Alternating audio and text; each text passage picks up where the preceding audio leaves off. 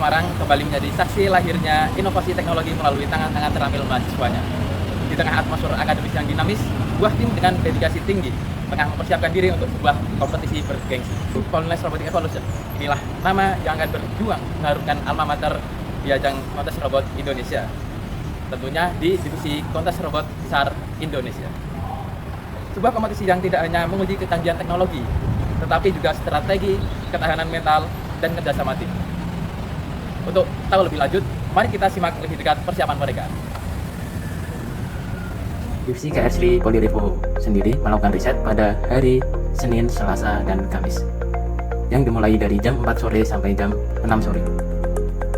Dalam risetnya, setiap bidang melakukan riset sesuai dengan tugas masing-masing. Untuk elektrikal mempersiapkan elektrikal dari robot itu sendiri, kemudian mekanikal menyiapkan dan memperbaiki apabila robot ada kerusakan, dan programmer membuat program agar robot dapat berjalan dengan baik. Pada kali ini, saya akan berbincang-bincang dengan Mas Arif Kurnia Rahman selaku Ketua Divisi KRSRI dan juga Mas Adriel Fernandes sebagai mekanik KRSRI. Terus untuk siapan tim sendiri nih, bagaimana KRSRI dalam menghadapi kompetisi yang akan datang, khususnya setelah melalui berbagai tahapan persiapan tersebut? Untuk persiapan untuk kompetisi sendiri, berhubung tahun ini khususnya kontes robot Indonesia tahun 2025 tidak diadakan, jadi untuk persiapannya kami sendiri lebih ke membuat program atau membuat robot dengan ketentuan atau rules tahun kemarin. Jadi untuk ketentuan tahun kemarin kami sudah mempersiapkan robot agar bisa berjalan naik tangga, kemudian bisa melewati rintangan-rintangan seperti jalan yang tanahnya retak, kemudian ada juga jalan yang terdapat lumpur seperti itu. Terus untuk persaingan yang kita ketahui selalu meningkat, strategi utama apa yang diandalkan oleh tim KRSRI Polirevo untuk dapat bersaing dan unggul dalam kompetisi tersebut?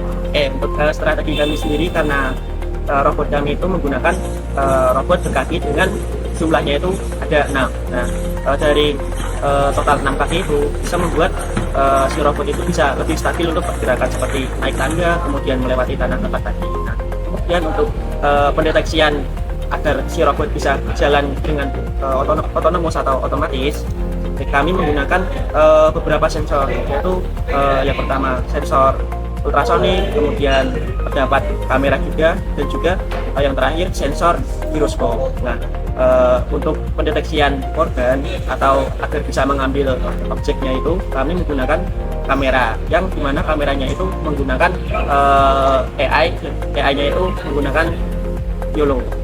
Itu strategi dari kami. Oke, terima kasih Mas Ari. Sama-sama. Saya di robot SAR itu jadi mekanik. Jadi perbedaannya yang untuk tahun lalu itu robot kita itu lebih kecil dibanding yang robot sebelumnya, dan untuk elektroniknya itu kita nanti pakai 2 baterai saja, paling dulu kan pakai 3 baterai. Nah, kalau tantangan terbesarnya itu sih beralih ke yang mini PC. Jadi kan untuk yang robot-robot sekarang kan banyak yang pakai mini PC ya Mas. Nah, kita tuh sebenarnya pengen banget pakai yang mini PC, cuma masih dalam tahap pembelajaran. Pesan saya ya, untuk adik tingkat itu sih belajar yang mini PC itu penting, soalnya penting banget untuk fitur atau fungsi object detection dan lain-lain itu lebih tinggi lah daripada yang ESP tadi. Ya, tapi jangan ditinggalkan juga yang ESP juga untuk pengalaman juga.